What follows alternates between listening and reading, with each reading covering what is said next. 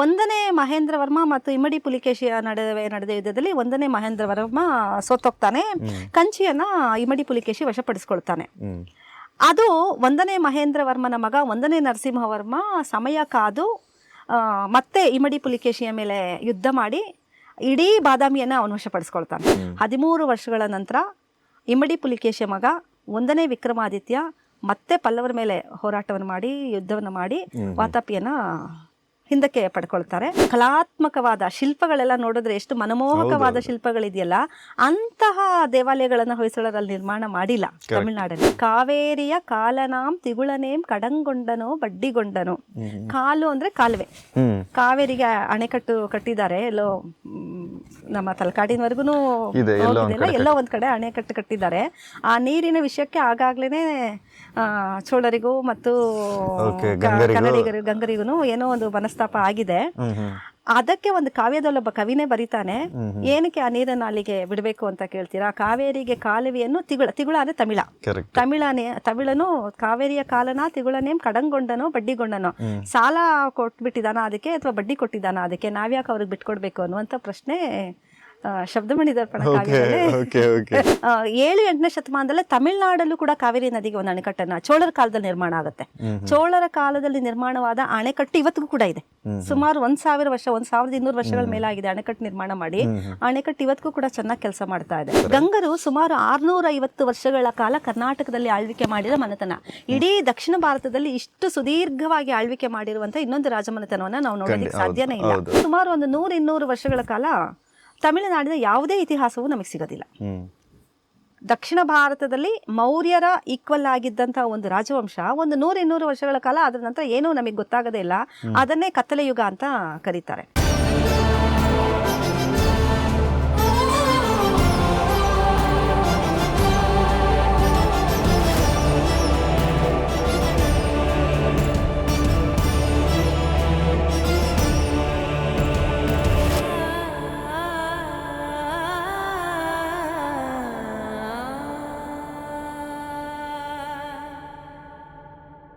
ಚಾಳುಕ್ಯರನ್ನೇ ಸೋಲಿಸಿ ಪಲ್ಲವರು ಒಂದು 12 ವರ್ಷಗಳ ಕಾಲ ಬಾದಾಮಿಯಲ್ಲಿ ಆಕ್ರಮಣ ಮಾಡ್ಕೊಂಡಿರ್ತಾರೆ ಅನ್ನುವಂತ ಒಂದು ಕಥೆನ ನಾವು ಕೇಳ್ತೀವಿ. ಆ ಟೈಮ್ ಹೇಳ್ತಾ ಇದ್ರಿ ಇಮ್ಮಡಿ ಪುಲಿಕೇಶಿ ಉತ್ತರ ಭಾರತಕ್ಕೆಲ್ಲ ದಿಗ್ವಿಜಯಕ್ಕೆ ಹೋಗ್ತಾನೆ ಸರ್. ಉತ್ತರ ಭಾರತದ ಕಳಿಂಗದವರೆಗೂ ಕೂಡ ಹೋಗ್ತಾನೆ ಅವನು. ಆ ದಿಗ್ವಿಜಯನೆಲ್ಲ ಮುಗಿಸ್ಕೊಂಡು ರಿಟರ್ನ್ ಬಂದ್ಮೇಲೆ ಮತ್ತೆ ದಕ್ಷಿಣ ಭಾರತದ ಕೆಲವು ಪ್ರಾಂತ್ಯಗಳನ್ನ ಕೂಡ ಅವನಿಗೆ ಯುದ್ಧ ದಾಹ ಜಾಸ್ತಿ ಆಗಿರುತ್ತಲ್ಲ, ಅಂದ್ರೆ ತನ್ನ ಸಾಮ್ರಾಜ್ಯವನ್ನ ಇನ್ನಷ್ಟು ಹೆಚ್ಚಿಸ್ಕೊಳ್ಬೇಕು ಅನ್ನುವಂಥ ಆಸೆ ಜಾಸ್ತಿ ಆಗಿರುತ್ತಲ್ಲ, ಆವಾಗ ಪಲ್ಲವರ ಕಂಚಿಯ ಮೇಲೂ ಕೂಡ ಅವನೇ ಯುದ್ಧ ಮಾಡ್ತಾನೆ. ಆ ಸಂದರ್ಭದಲ್ಲಿ ಕಂಚಿಯನ್ನ ಆಳ್ವಿಕೆ ಮಾಡ್ತಾ ಇದ್ದದ್ದು ಒಂದನೇ ಮಹೇಂದ್ರ ವರ್ಮ, ಪಲ್ಲವರ ಒಂದನೇ ಮಹೇಂದ್ರ ವರ್ಮ. ಒಂದನೇ ಮಹೇಂದ್ರ ವರ್ಮ ಮತ್ತು ಇಮ್ಮಡಿ ಪುಲಿಕೇಶಿಯ ನಡುವೆ ನಡೆದ ಯುದ್ಧದಲ್ಲಿ ಒಂದನೇ ಮಹೇಂದ್ರ ವರ್ಮ ಸೋತೋಗ್ತಾನೆ. ಕಂಚಿಯನ್ನ ಇಮ್ಮಡಿ ಪುಲಿಕೇಶಿ ವಶಪಡಿಸ್ಕೊಳ್ತಾನೆ. ಅದು ಒಂದನೇ ಮಹೇಂದ್ರ ವರ್ಮನ ಮಗ ಒಂದನೇ ನರಸಿಂಹವರ್ಮ ಸಮಯ ಕಾದು ಮತ್ತೆ ಇಮ್ಮಡಿ ಪುಲಿಕೇಶಿಯ ಮೇಲೆ ಯುದ್ಧ ಮಾಡಿ ಇಡೀ ಬಾದಾಮಿಯನ್ನ ಅವನು ವಶಪಡಿಸ್ಕೊಳ್ತಾನೆ, ಒಂದನೇ ನರಸಿಂಹವರ್ಮ. ಆವಾಗ ಇಮ್ಮಡಿ ಪುಲಿಕೇಶಿ ರಿವೆಂಜ್ ಆಗಿ ಬಾದಾಮಿ ಪಲ್ಲವರ ಕೈವಶಕ್ಕೆ ಹೊಟ್ಟೋಗ್ಬಿಡುತ್ತೆ. ಹಾಗೆ ಬಾದಾಮಿಯನ್ನ ತನ್ನ ವಶಪಡಿಸಿಕೊಂಡ ಕಾರಣದಿಂದಾನೇ ಒಂದನೇ ನರಸಿಂಹವರ್ಮ ವಾತಾಪಿ ಕೊಂಡನ್ ಅನ್ನುವಂಥ ಒಂದು ಬಿರುದನ್ನು ಕೂಡ ಗಳಿಸ್ತಾನೆ. ಆ ಕಾಲದಲ್ಲಿ ಯಾರು ಯಾವ ಊರನ್ನ ರಾಜ್ಯವನ್ನು ವಶಪಡಿಸ್ಕೊಂಡ್ರೋ ಆ ಊರಿನ ತನಗೆ ಸೇರಿದ್ದ ಹೆಸರಲ್ಲಿ ಇಂಥ ಬಿರುದುಗಳನ್ನ ಇಟ್ಕೊಳ್ತಾ ಇದ್ದದ್ದು ಸಹಜವಾಗಿತ್ತು. ಹಾಗಾಗಿ ವಾತಾಪಿ ಕೊಂಡ ಅನ್ನುವಂತಹ ಒಂದು ಬಿರುದು ಒಂದನೇ ನರಸಿಂಹವರ್ಮನಿಗೆ ಬರುತ್ತೆ. ಅಲ್ಲಿಂದ ಸುಮಾರು 12-13 ವರ್ಷಗಳ ಕಾಲ ಇಡೀ ಬಾದಾಮಿ ಪಲ್ಲವರ ಅಧೀನವಾಗಿರುತ್ತೆ. ಪಲ್ಲವರು ನೇರವಾಗಿ ತಾವು ಆಳ್ವಿಕೆಯನ್ನ ಮಾಡೋದಕ್ಕೆ ಬದಲಾಗಿ ತಮ್ಮ ಕೆಲವು ಅಧಿಕಾರಿಗಳನ್ನ ಅಲ್ಲಿ ಇಟ್ಕೊಂಡು ಆಳ್ವಿಕೆಯನ್ನ ಮಾಡ್ತಾ ಇರ್ತಾರೆ. ಈ ಸಂದರ್ಭದಲ್ಲಿ ನಾವು ಬಾದಾಮಿ ಗುಹಾಂತರ ದೇವಾಲಯಗಳನ್ನೆಲ್ಲ ನೋಡ್ತೀವಿ ನೋಡಿ. ಆ ಗುಹಾಂತರ ಬಾದಾಮಿ ಆಗ್ಬೋದು, ಐಹೊಳೆ ಪಟ್ಟದಕಲ್ಲಲ್ಲಿರುವಂತಹ ಗುಹಾಂತರ ದೇವಾಲಯಗಳಾಗ್ಬೋದು, ಅಥವಾ ಈ ಪಲ್ಲವರಿದ್ದಂತಹ ಮಹಾಬಲಿಪುರಂನಲ್ಲಿ ಕೆತ್ತಿಸಿರುವಂತಹ ಗುಹಾಂತರ ದೇವಾಲಯಗಳಿದೆ ನೋಡಿ. ಈ ಗುಹಾಂತರ ದೇವಾಲಯಗಳು ಈ ಪೀರಿಯಡ್ ಅಲ್ಲೇ ಎಲ್ಲೋರ ಕೇವಲ್ಲೂ ನಾವು ಒಂದಷ್ಟು ಹೇಳ್ತೀವಿ. ಹೌದು, ಎಲ್ಲೋರ ಕೇವ್ ತುಂಬಾ ಇದೆ ಸರ್. ಎಲ್ಲೋರಲ್ಲಿ ಸುಮಾರು 28-29 ಕೇವ್ಗಳಿದೆ. ಆ ಎಲ್ಲಾ ಕೇವ್ಗಳು ಒಂದೇ ಕಾಲಘಟ್ಟದಲ್ಲಿ ಕೆತ್ತಿರುವಂತಹ ಚಾಳುಕ್ಯರ ಕಾಲದ ಕೇವನ್ನ ಕೂಡ ನೋಡ್ತೀವಿ. ಬಹುಶಃ ಈ ಗುಹಾಂತರ ದೇವಾಲಯಗಳು ಮಾಡುವಂತಹ ಪದ್ಧತಿ ಬಂದದ್ದು ಚಾಲುಕ್ಯರು ಮತ್ತು ಪಲ್ಲವರು ಸಮಕಾಲೀನರಾಗಿದ್ದಂತಹ ಟೈಮ್ ನಲ್ಲೇನೆ. ಪಲ್ಲವರು ಅಲ್ಲಿ ಮಾಡ್ಕೊಳ್ತಾರೆ, ಚಾಲುಕ್ಯರು ಇವಾಗಲೂ ನಾವು ಚಾಲುಕ್ಯ ಸ್ಟೈಲ್ ಅಂತ ಅಂತಾನೆ ಕರೀತೀವಿ. ಚಾಲುಕ್ಯ ಸ್ಟೈಲ್ ಅಂತಾನೆ, ಚಾಲುಕ್ಯರ ಗುಹಾಂತರ ದೇವಾಲಯಗಳೇನೆ ಚಾಲುಕ್ಯ ಫೇಮಸ್ ಕರ್ನಾಟಕದೊಳಗಡೆ. ಹೌದು. ಅಂದ್ರೆ at A time same period ನಲ್ಲಿ ಗುಹಾಂತರ ದೇವಾಲಯಗಳನ್ನು ನಿರ್ಮಾಣ ಮಾಡುವ ಪದ್ಧತಿ ಕರ್ನಾಟಕದಲ್ಲಿ ಜಾಸ್ತಿ ಆಗಿದ್ದವಾಗ್ಲೇನೆ. ಅದಕ್ಕಿಂತ ಹಿಂದೆ ಗುಹಾಂತರ ದೇವಾಲಯಗಳು ಇರ್ಲಿಲ್ಲ ಅಂತಲ್ಲ, ಕಲಾತ್ಮಕವಾಗಿ ಅಲ್ಲೂ ಕೂಡ ಶಿಲ್ಪಗಳನ್ನ ಬಿಡಿಸ್ಕೊಂಡು ಚೆನ್ನಾಗಿ ಗುಹಾಂತರವನ್ನ ತುಂಬಾ ಸುಂದರವಾಗಿ ಮಾಡುವಂತ ಪದ್ಧತಿ ಬಂದಿದ್ದು ಈ 7-8ನೇ ಶತಮಾನದ ಕಾಲಘಟ್ಟಕ್ಕಾಗ್ಲೇನೆ ಅಂತ ಅನ್ನೋದನ್ನ ಹೇಳ್ಬೋದು. 1ನೇ ನರಸಿಂಹವರ್ಮ 12-13 ವರ್ಷಗಳ ಕಾಲ ವಾತಾಪಿಯನ್ನ ತನ್ನ ಅಧೀನಕ್ಕೆ ತೆಗೆದುಕೊಂಡು ಅಲ್ಲಿ ಆಳ್ವಿಕೆಯನ್ನ ಮಾಡ್ತಾನೆ. ಬಟ್ ಮತ್ತೆ ಇಲ್ಲಿ ಇಮ್ಮಡಿ ಪುಲಿಕೇಶಿಯ ಮಕ್ಕಳು ಇರ್ತಾರಲ್ವಾ, ಅವರು ಹೇಗಾದ್ರೂ ಮತ್ತೆ ವಾತಾಪಿಯನ್ನ ತಮ್ಮ ಕೈವಶ ಪಡಿಸ್ಕೊಳ್ಬೇಕು ಅಂತ ಅವರು ಕೂಡ ಸಮಯ ಕಾಯ್ತಾ ಇರ್ತಾರೆ. 13 ವರ್ಷಗಳ ನಂತರ ಇಮ್ಮಡಿ ಪುಲಿಕೇಶಿಯ ಮಗ 1ನೇ ವಿಕ್ರಮಾದಿತ್ಯ ಮತ್ತೆ ಪಲ್ಲವರ ಮೇಲೆ ಹೋರಾಟವನ್ನು ಮಾಡಿ ಯುದ್ಧವನ್ನು ಮಾಡಿ ವಾತಾಪಿಯನ್ನ ಹಿಂದಕ್ಕೆ ಪಡ್ಕೊಳ್ತಾರೆ. ಕಂಚಿಯನ್ನು ಕೂಡ ತಮ್ಮ ಅಧೀನಕ್ಕೆ ತೆಗೆದುಕೊಳ್ತಾರೆ. ಆ ಸಂದರ್ಭದಲ್ಲೇ ವಿಕ್ರಮಾದಿತ್ಯ ಕಂಚಿಯ ರಾಜಸಿಂಗೇಶ್ವರ ದೇವಾಲಯಕ್ಕೆ ಭೇಟಿ ನೀಡ್ತಾನೆ. ರಾಜಸಿಂಗೇಶ್ವರ ದೇವಾಲಯದ ಎಲ್ಲ ನೋಡ್ತಾನೆ. ಅಲ್ಲಿ ದೇವಾಲಯಕ್ಕೆ ಬಂದಿರುವಂತಹ ತುಂಬ ಒಡವೆಗಳು, ಸಂಪತ್ತು ಅದೆಲ್ಲ ಇರುತ್ತೆ, ಕಾಣಿಕೆಗಳು ಎಲ್ಲ ಇರುತ್ತೆ. ಆ ಎಲ್ಲ ಕಾಣಿಕೆಗಳನ್ನು ನೋಡಿ ಮತ್ತೆ ಅದೇ ಹಾಗೇನೆ ದೇವಾಲಯಕ್ಕೆ ಕೊಡ್ತಾರೆ. ಸಾಮಾನ್ಯವಾಗಿ ರಾಜರು ಆ ಕಾಲದಲ್ಲಿ ಏನ್ ಮಾಡ್ತಾ ಇದ್ರು ಅಂತಂದ್ರೆ, ಹಿಂಗೆ ಯುದ್ಧ ಮಾಡಿ ಗೆದ್ರು ಅಂತಂದ್ರೆ ಗೆದ್ದಿರುವ ರಾಜ್ಯದ ಸಂಪತ್ತನ್ನೆಲ್ಲ ತಾವು ತೆಗೆದುಕೊಂಡು ಹೋಗುವಂತಕ್ಕೆ ನೋಡ್ತಾ ಇದ್ದದ್ದು. ಬಟ್ ಕರ್ನಾಟಕದ ಅರಸರು, ಚಾಲುಕ್ಯರು ಎಷ್ಟು ಉದಾರ ಮನಸ್ಸಿನವರು ಮತ್ತು ದೇವಾಲಯಕ್ಕೆ ಧಾರ್ಮಿಕ ವಿಷಯಗಳಿಗೂ ಕೂಡ ಎಷ್ಟು ಚೆನ್ನಾಗಿ ನಡ್ಕೊಳ್ತಾ ಇದ್ರು ಅಂತ ಅನ್ನೋದಕ್ಕೆ ಅತ್ಯುತ್ತಮವಾದ ಉದಾಹರಣೆ ಇದು. ಅಷ್ಟೆಲ್ಲ ಸಂಪತ್ತಲ್ಲಿದ್ರೂ ಕೂಡ ಅದನ್ನ ತೆಗೆದುಕೊಂಡು ಬರೋದಿಲ್ಲ, ಮತ್ತೆ ಅದೇ ದೇವಸ್ಥಾನಕ್ಕೆ ರಿಟರ್ನ್ ಕೊಟ್ಟು ಕನ್ನಡದಲ್ಲಿ ಒಂದು ಶಾಸನ ಹಾಕ್ಸಿದ್ದಾರೆ. ಕಂಚಿಯ ರಾಜಸಿಂಗೇಶ್ವರ ದೇವಸ್ಥಾನದಲ್ಲಿ ಇವತ್ತಿಗೂ ಕೂಡ ಆ ಶಾಸನವನ್ನ ನಾವು ನೋಡಬಹುದು. ತಾನು ಗೆದ್ದ ಪ್ರದೇಶವಾಗಿದ್ರು ಕೂಡ ಅಲ್ಲಿನ ದೇವಸ್ಥಾನ ಮಾತ್ರ ಅಲ್ಲ, ಎಲ್ಲ ಆಡಳಿತವೂ ಕೂಡ ಹಿಂದಿನಂತೆಯೇ ಸುಗಮವಾಗಿ ನಡ್ಕೊಂಡು ಹೋಗೋದಕ್ಕೆ ಏನು ಮಾಡಬೇಕೋ ಎಲ್ಲವನ್ನ ಮಾಡಿ ಹಿಂದಿರುಗಿ ಬರೋದನ್ನು ನೋಡ್ಬೋದು.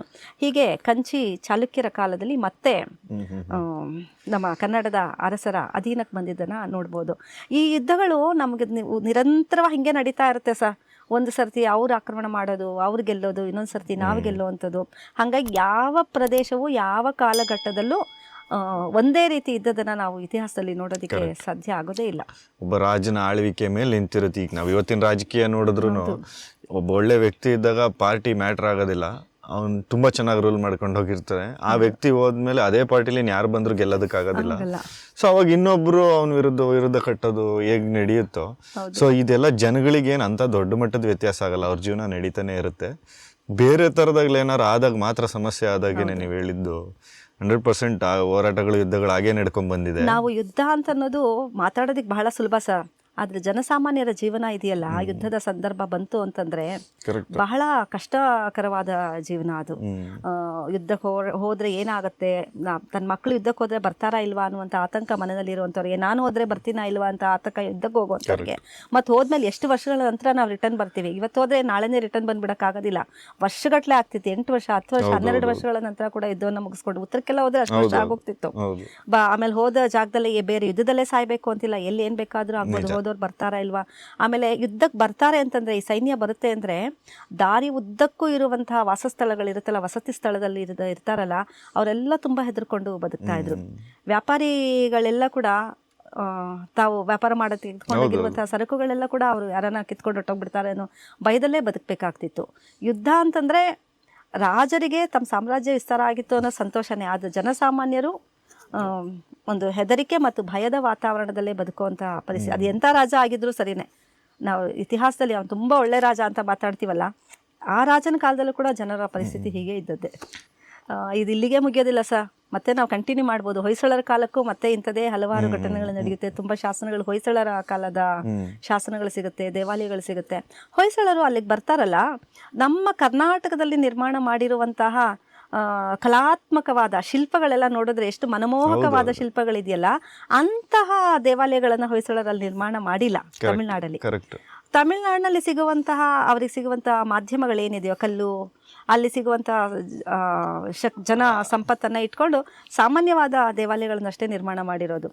ಬಟ್ ಕರ್ನಾಟಕದಲ್ಲಿ ಅಪೂರ್ವವಾದ ಅದ್ಭುತವಾದ ದೇವಾಲಯಗಳು ಎಸ್ಪೆಷಲಿ ಹೊಯ್ಸಳ ಅಥವಾ ಕಲ್ಯಾಣಿ ಚಾಳುಕ್ಯ ಏನು ಸ್ಕಲ್ಪ್ಚರ್ಗಳಿದಾವೆ, ಅದು ಈ ಕಡೆ ಉತ್ತರದಲ್ಲಾರು ಇರಲಿ ದಕ್ಷಿಣದಲ್ಲಾರು ಇರಲಿ, ಅವ್ರಿಬ್ರದ್ದು ಅಮೇಝಿಂಗ್ ಆಗಿ. ತಮಿಳ್ನಾಡಿನಲ್ಲಿ ದೇವಸ್ಥಾನಗಳು ತುಂಬಾ ಫೇಮಸ್ಸು, ಆದ್ರೆ ವಿಶಾಲತೆಗೆ ದೊಡ್ಡ ದೊಡ್ಡ ದೇವಸ್ಥಾನಗಳಿದೆ, ತುಂಬಾ ದೊಡ್ಡ ದೊಡ್ಡ ದೇವಸ್ಥಾನಗಳಿದೆ. ಅದಕ್ಕೆ ನಾವ್ ಎರಡು ಮಾತಾಡಕ್ ಸಾಧ್ಯನೇ. ಎಕರೆಗಟ್ಟಲೆ ಕಟ್ಟಿರುವಂತ ದೇವಸ್ಥಾನಗಳೆಲ್ಲ ಇದೆ.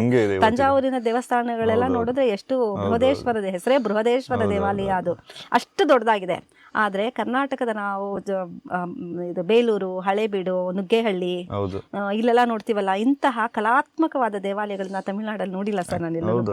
ತುಂಬಾ ಸುಂದರವಾದ ದೇವಾಲಯಗಳನ್ನ ಕರ್ನಾಟಕದಲ್ಲಿ ನಾವು ಆಕ್ಚುಲಿ ಕಲ್ಯಾಣಿ ಚಾಳುಕ್ಯರ ಜಾಗದಲ್ಲೂ ಕೂಡ ಅತ್ಯದ್ಭುತವಾದ ದೇವಾಲಯಗಳು ಇನ್ನೂ ಇದ್ವು ಅನ್ಸುತ್ತೆ. ಬಟ್ ಅವು ಯಾವನ್ನೂ ಬಿಟ್ಟಿಲ್ಲ, ಹೊಡೆದಾಕ್ಬಿಟ್ಟಿದ್ದಾರೆ. ಒಂದು ಆ ಕಂಡೀಷನ್ಸ್ಗಳಲ್ಲೇ ಇಲ್ಲ ಅನ್ಸುತ್ತೆ. ಆ ಕಡೆ ಗದಗ ಕಡೆ ನಾವು ಆ ಕಡೆ ಜಾಗಕ್ಕೆ ಹೋದ್ರೆ ಅವು ನಮ್ಗೆ ಪಳೆವಳಿಕೆಗಳೇ ಅಷ್ಟು ಚೆನ್ನಾಗಿ ಕಾಣಿಸ್ತವೆ. ಇಲ್ಲೊಂಚೂರು ಉಳ್ಕೊಂಡಿದೆ, ಅದು ಉಳಿದಿದ್ರೆ ಇನ್ನೂ ಎಷ್ಟು ಬ್ಯೂಟಿಫುಲ್ ಆಗಿರ್ತಿತ್ತು ಆ್ಯಕ್ಚುಲಿ. ಆದರೆ ತಮಿಳುನಾಡವರು ದ್ರಾವಿಡ ಶೈಲಿ ಅಂತ ದೇವಸ್ಥಾನವನ್ನು ಹೊರಭಾಗದಿಂದ ನೋಡಿದಾಗ ಆ ಗೋಪುರಗಳ ಶೈಲಿ ಎಲ್ಲ ಇದೆಯಲ್ಲ, ಅದಕ್ಕೆ ಬೇರೆ ಬೇರೆ ಹೆಸರುಗಳಿರುತ್ತೆ. ಅದರಲ್ಲಿ ದ್ರಾವಿಡ ಶೈಲಿಯ ಒಂದು ಶಿಲ್ಪಕಲೆಯಲ್ಲಿ, ವಾಸ್ತುಶಿಲ್ಪದಲ್ಲಿ ಅದು ಕೂಡ ಒಂದು. ಆ ದ್ರಾವಿಡ ಶೈಲಿಯ ಗೋಪುರಗಳ ನಿರ್ಮಾಣ ಮತ್ತು ವಾಸ್ತುಶಿಲ್ಪವನ್ನ ಕಲಿಸ್ಕೊಟ್ಟವರು ಅಥವಾ ತಿಳಿಸ್ಕೊಟ್ಟಂಥವ್ರು ಪಲ್ಲವರ ಕಾಲದಿಂದ ಆರಂಭವಾಗಿದ್ದು ಸರ್. ದ್ರಾವಿಡ ಶೈಲಿ ಪಲ್ಲವರಿಂದ ಇಂಟ್ರೊಡ್ಯೂಸ್ ಆಗಿರೋದು. ಕೇಶಿರಾಜನ ಶಬ್ದಮಣಿ ದರ್ಪಣ ಕೃತಿ ವ್ಯಾಕರಣ ಕೃತಿ ಅಲ್ವಾ. ವ್ಯಾಕರಣ ಕೃತಿನಲ್ಲಿ ಒಂದು ಪದ್ಯದಲ್ಲಿ ಅವನು ಕೇಶಿರಾಜ ಹೇಳ್ತಾನೆ, ಕಾವೇರಿ ನದಿಗೆ ಅಣೆಕಟ್ಟು ಕಟ್ಟಿರುವಂತ ವಿಷಯ. ಆಗ್ಲೇ ನೋಡಿ ಆ ಕಾವೇರಿ ನದಿಯ ವಿಷಯ ಇದು ಹೇಗೆ ನಾನು ಪ್ರಸ್ತಾಪ ಮಾಡ್ಬೋದೋ ಗೊತ್ತಿಲ್ಲ. ಒಂದು ಪದ್ಯದಲ್ಲಿ ಬರುತ್ತೆ, ಕಾವೇರಿಯ ಕಾಲನಾ ತಿಗುಳನೇಂ ಕಡಂಗೊಂಡನೋ ಬಡ್ಡಿಗೊಂಡನೋ. ಕಾವೇರಿಯ ಕಾಲನಾಂ ತಿಗುಳನೇಂ ಕಡಂಗೊಂಡನೋ ಬಡ್ಡಿಗೊಂಡನೋ. ಕಾಲು ಅಂದ್ರೆ ಕಾಲುವೆ. ಕಾವೇರಿಗೆ ಅಣೆಕಟ್ಟು ಕಟ್ಟಿದ್ದಾರೆ, ಎಲ್ಲೋ ನಮ್ಮ ತಲಕಾಡಿನವರೆಗೂ ಎಲ್ಲೋ ಒಂದ್ ಕಡೆ ಅಣೆಕಟ್ಟು ಕಟ್ಟಿದ್ದಾರೆ. ಆ ನೀರಿನ ವಿಷಯಕ್ಕೆ ಆಗಾಗ್ಲೇನೆ ಚೋಳರಿಗೂ ಮತ್ತು ಗಂಗರಿಗೂ ಏನೋ ಒಂದು ಮನಸ್ತಾಪ ಆಗಿದೆ. ಅದಕ್ಕೆ ಒಂದು ಕಾವ್ಯದಲ್ಲೊಬ್ಬ ಕವಿನೇ ಬರೀತಾನೆ, ಏನಕ್ಕೆ ಆ ನೀರನ್ನು ಅಲ್ಲಿಗೆ ಬಿಡಬೇಕು ಅಂತ ಕೇಳ್ತೀರಾ. ಕಾವೇರಿಗೆ ಕಾಲುವೆಯನ್ನು ತಿಗುಳ ಅಂದ್ರೆ ತಮಿಳನು ಕಾವೇರಿಯ ಕಾಲನ ತಿಗುಳನೇಂ ಕಡಂಗೊಂಡನೋ ಬಡ್ಡಿಗೊಂಡನೋ. ಸಾಲ ಕೊಟ್ಬಿಟ್ಟಿದಾನ ಅದಕ್ಕೆ ಅಥವಾ ಬಡ್ಡಿ ಕೊಟ್ಟಿದ್ದಾನ ಅದಕ್ಕೆ, ನಾವ್ಯಾಕೆ ಅವ್ರಿಗೆ ಬಿಟ್ಕೊಡ್ಬೇಕು ಅನ್ನುವಂಥ ಪ್ರಶ್ನೆ ಶಬ್ದಮಣಿ ದರ್ಪಣ ಕಾವ್ಯದಲ್ಲಿ ಬರೋದನ್ನ ನೋಡ್ಬೋದು. ಕಡಂಗೊಂಡನೋ ಅಂದ್ರೆ ಕಡ ಅಂದ್ರೆ ಸಾಲ, ನಾವೇನು ಬಿಡಬೇಕು ಅನ್ನೋ ತರದ್ದು ಒಂದು ಬಳಕೆ ಅವರು ವಾಪಸ್ ಮಾಡ್ತಾ ಇದ್ದಾರೆ ಎಂದಾಗ ಅದಕ್ಕೆ ಹೇಳಿರುವಂತ ವಿಚಾರ. ಬಟ್ ಅಲ್ಲಿ ನಾವ್ ಇನ್ನೊಂದನ್ನ ಏನದು ಅಂದ್ರೆ, ಕೇಶಿರಾಜನ ಕಾಲ 13ನೇ ಶತಮಾನ. 13ನೇ ಶತಮಾನದ ಕಾಲಕ್ಕಾಗಲೇ ಕಾವೇರಿ ನದಿಗೆ ಅಣೆಕಟ್ಟನ್ನು ಕೂಡ ಕಟ್ಟಿದ್ರು. ಒಂದು ಕಾಲುವೆ ಮಾತ್ರ, ಕಾಲುವೆ ಅಂದ್ರೆ ಒಂದು ಅಣೆ ಕಟ್ಟಿರೋದಕ್ಕೇನೆ ಅದನ್ನ ಹೇಳ್ತಾ ಇದ್ದಾರೆ. ಅದು ನಮಗೆ ಅಲ್ಲಿ ಇದಾವಲ್ಲ, ಯಾವ ಮಾಧವ ಮಂತ್ರಿ ಅಣೆಕಟ್ಟು ಎಲ್ಲ ಇದೆಯಲ್ಲ, KRS ಗೆ ಕಟ್ಟಿರುವಂತದ್ದು. ಇವ್ರ ಕಾಲ ಮಾಧವ ಮಂತ್ರಿ ಆ ನಂತರದ ವಿಜಯನಗರದ ಕಾಲ ಅನ್ಸುತ್ತೆ. ವಿಜಯನಗರದ ಮಾಧವ ಮಂತ್ರಿ ಅಣೆಕಟ್ಟನ್ನ ನಿರ್ಮಾಣ ಮಾಡಿದ ನಂತರನೇ ನಮಗೆ ತಲಕಾಡು ಮರುಮಯವಾಗಿತ್ತು. ಬಟ್ ಇವ್ರ ಕಾಲದಲ್ಲೂ ಗಂಗರ ಕಾಲದಲ್ಲೂ ಬೇರೆ ಬೇರೆ ಒಂದಷ್ಟು ಇದೆ. ಕರೆಕ್ಟ್. ತಲಕಾಡು ಅವ್ರ ರಾಜಧಾನಿ ಆಗಿದ್ದು ಸರಿ, ಬಟ್ ಇಷ್ಟು ಮರಳಾಗಿರ್ಲಿಲ್ಲ. ಮಾಧವ ಮಂತ್ರಿ ಅಣೆಕಟ್ಟನ್ನ ನಿರ್ಮಾಣ ಮಾಡಿದ ನಂತರನೇ ತಲಕಾಡು ಫುಲ್ ಮರಳು ಶೇಖರ ಆಗೋದಕ್ಕೆ ಶುರುವಾಗಿದ್ದು. ಹಾಗೇನೆ ಅಣೆಕಟ್ಟಿನ ಬಗ್ಗೆ ಹೇಳಬೇಕಾದ್ರೆ 7-8ನೇ ಶತಮಾನದಲ್ಲೇ ತಮಿಳುನಾಡಲ್ಲೂ ಕೂಡ ಕಾವೇರಿ ನದಿಗೆ ಒಂದು ಅಣೆಕಟ್ಟನ್ನ ಚೋಳರ ಕಾಲದಲ್ಲಿ ನಿರ್ಮಾಣ ಆಗುತ್ತೆ. ಚೋಳರ ಕಾಲದಲ್ಲಿ ನಿರ್ಮಾಣವಾದ ಅಣೆಕಟ್ಟು ಇವತ್ತಿಗೂ ಕೂಡ ಇದೆ. ಸುಮಾರು 1000 ವರ್ಷ, 1200 ವರ್ಷಗಳ ಮೇಲಾಗಿದೆ ಅಣೆಕಟ್ಟು ನಿರ್ಮಾಣ ಮಾಡಿ. ಅಣೆಕಟ್ಟು ಇವತ್ತಿಗೂ ಕೂಡ ಚೆನ್ನಾಗಿ ಕೆಲಸ ಮಾಡ್ತಾ ಇದೆ. ಅಂದ್ರೆ ಕಾವೇರಿ ನದಿಗೆ ಕರ್ನಾಟಕದ ಅಣೆಕಟ್ಟನ್ನು ಕಟ್ಟದಂಗೆ ಅಲ್ಲೂ ಕೂಡ ಅಣೆಕಟ್ಟನ್ನ ಕಟ್ಟಿಕೊಂಡಿರೋದು ಇತಿಹಾಸದ ಕಾಲದಲ್ಲೂ ಕೂಡ ನಾವು ನೋಡಬಹುದು. ಅದೇ ಈಗ ಯಾವುದೋ ಒಂದು ನದಿ ಹಳ್ಳ ಕೊಳ್ಳಗಳಿಗೆ ಈಗ ಊರಲ್ಲಿ ಯಾವುದೋ ಒಂದು ಜಮೀನ್ ಮಧ್ಯೆ ಹೋಗೋದಕ್ಕೆ ಅವನೊಂದು ಚೆಕ್ ಡ್ಯಾಮ್ ಮಾಡ್ತಾರೆ. ಮುಂದಿನ ಜಮೀನು ನೀವು ಯಾಕೆ ಮಾಡ್ಕೊಂಡೆ ಅನ್ನೋ ಪ್ರಶ್ನೆ ಥರ ಅದು ಕಾಮನ್ ಆಗಿ ಬರುವಂಥದ್ದು. ಬಿಕಾಸ್ ಎಲ್ಲರಿಗೂ ಮೂಲಭೂತವಾಗಿರೋದು ನೀರಿಂದೇ ಪಾಯಿಂಟಲ್ಲಿ ನಡೆಯುತ್ತೆ ಮೋಸ್ಟ್ಲಿ. ನಮ್ಮ ತಮಿಳುನಾಡಿನ ಸಂಘರ್ಷಕ್ಕೆ ಮೂಲ ಕಾರಣ ಅದೇ ಇರುತ್ತೆ. ಅದು ಬ್ರಿಟಿಷರು ನಮಗೆ ಕೊಟ್ಟು ಹೋದ ಕೊಡುಗೆಗಳಲ್ಲಿ ಇದು ಒಂದು. ಅದೇ ಅವ್ರು ಸುಮಾರು ವಿಚಾರಗಳಲ್ಲಿ ನಮ್ಮ ದೇಶ ಒಂದಾದ್ರೆ ಬೇರೆಯವ್ರಿಗೆ ಸಮಸ್ಯೆ ಅಂತ ಗೊತ್ತಿತ್ತು. ಆ ವಿಚಾರನ ಒಂದಾಗದೇ ಮಾಡೋದು ಅನ್ನೋದ್ರ ಜೊತೆಗೆ ಅಣೆಕಟ್ಟನ್ನು ನಿರ್ಮಾಣ ಮಾಡೋ ಕಾಲದಲ್ಲಿ ಮೈಸೂರು ಪ್ರಾಂತ್ಯ ಬಂದು ಮದ್ರಾಸ್ ಪ್ರೆಸಿಡೆನ್ಸಿಗೆ ಸೇರಿತ್ತು. ಮದ್ರಾಸ್ ಪ್ರೆಸಿಡೆನ್ಸಿ ಅವ್ರಿಗೆ ಅನುಕೂಲ ಏನೋ ಅದನ್ನ ತಾನೇ ನೋಡ್ಕೊಳ್ಬೇಕು ಅವರು. ಅವಾಗ ಕರ್ನಾಟಕದಲ್ಲಿ ನೀವೇನ್ ಕಟ್ಟಿ ಖರ್ಚು ಮಾಡಿ ನಮ್ಗೆ ಅನುಕೂಲ ಏನ್ ಬೇಕು ಅನ್ನೋದನ್ನೇ ನೋಡ್ಕೊಂಡು, ಹಂಗಾಗಿ ತಮ್ಮ ಅನುಕೂಲಕ್ಕೆ ತಕ್ಕಂತೆ ಒಂದು ನೀತಿ ನಿಯಮಾವಳಿಗಳನ್ನ ಮಾಡಿದ್ರು. ಆ ನಿಯಮಾವಳಿಗಳನ್ನೇ ಇಟ್ಕೊಂಡು ಇವತ್ತಿಗೂ ನಾವು ಹಗ್ಗ ಜಗ್ಗಾಟ ಮಾಡ್ತಾ ಇದೀವಿ. ಅದೇ ಅದನ್ನ ಪ್ರಾಕ್ಟಿಕಲ್ ಆಗಿ ಹೇಳೋದಾದ್ರೆ ಇವತ್ತಿಗೂ ಅದೇ ರೂಲ್ಸ್ ನಾವು ಫಾಲೋ ಮಾಡಿದ್ರೆ ಇಟ್ಸ್ ಎ ಬ್ರಿಟಿಷ್ ರೂಲ್,